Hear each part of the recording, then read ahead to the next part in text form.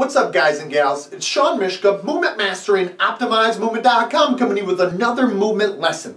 In today's movement lesson, we're going to hit on something that I talk about all the time. You know, you hear me say it over and over and over again, that the key aim of training is to increase in-sport performance.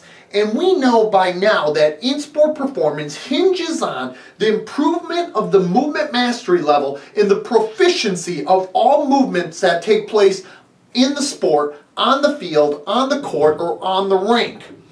Thus, we must choose to look at movement and the evaluation of it in a much different light than many people are accustomed to across our field. Of course, many merely look at the surface, or above the surface here, at the outcomes, which are mostly generalized. You know, and these generalized outcomes typically don't accurately assess or evaluate movement or the performance of it and what forms it.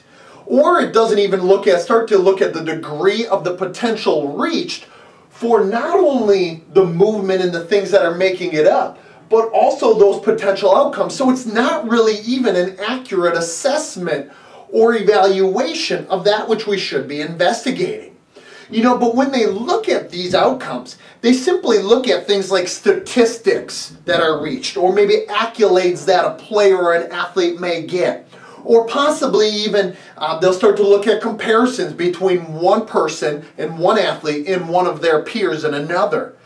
But we must choose to look at a much deeper picture of movement if, as movement specialists, we ever want to make appreciable changes that is lasting and that will meet the athlete's true movement demands in sport. So if we ever choose to have, or if we ever desire to have the best outcome, we must choose to investigate all of the things that make up this outcome and will help determine it. So for me, I see that the next obvious step for many individuals is to merely look at movement speed. So they take one step further than the outcome and they begin to look at the speeds that are obtained by the athlete when they're performing in sport movement.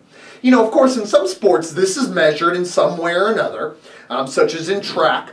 But we're going to see in other cases that it sometimes isn't measured. And so we must just make a qualitative, subjective assessment of how fast that athlete is. And again, we start to look at that as more outcome-based. How does that speed compare to one's peers? And then we see that it can be something that is limited again.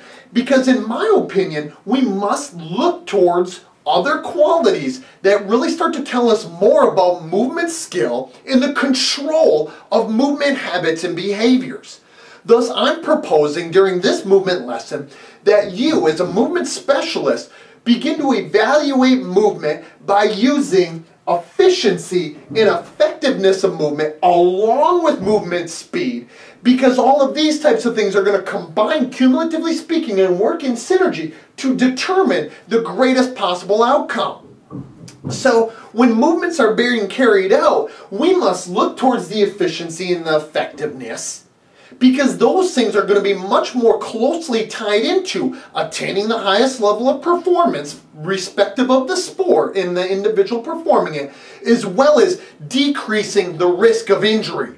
When we start to look at efficiency, okay, we know that on the base surface there we're referring to things such as the idea of the control of the positions that the athlete finds him or herself in, and how optimal that movement is based on the specific characteristics and the individual features that they possess, specifically in regards to biomechanical and neuromuscular efficiency levels. Okay, so here we're starting to relate to ideas of fluidity and performance for one's body based on the ease of the movements that they're carrying out. Okay, how efficient are they and set up based on what one's individual anthropometric features are, or strength characteristics and things of the like. So we're talking mostly and referring to ideas of kinematics and kinetics here. Okay, and then we can move another step to determine if a movement is effective as well.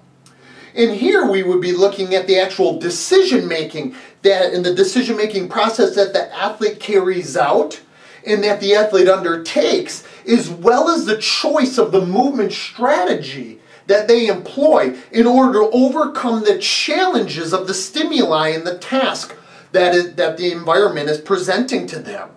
We can also begin to look at things and ideas such as technical execution. On technical execution that is both precise as well as accurate to be at the highest level of effectiveness.